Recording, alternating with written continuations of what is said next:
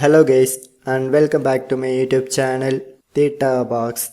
So today I get the following one error notification while I try to join the one Roblox server and it shows join error. We are experiencing technical difficulties. Please try again later. And then followed by it shows one error code 529.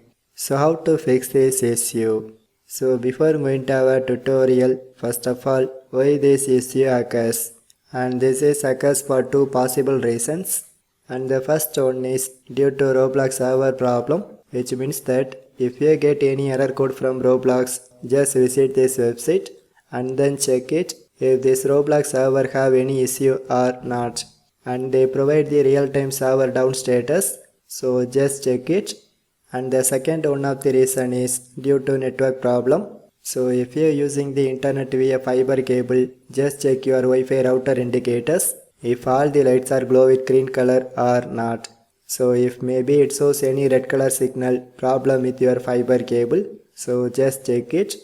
But if you are using the mobile data network, just one time reset your all network settings. So once you done these processes, and also don't forget to clear your Roblox app data. So by simply long press on that app icon and click on app info.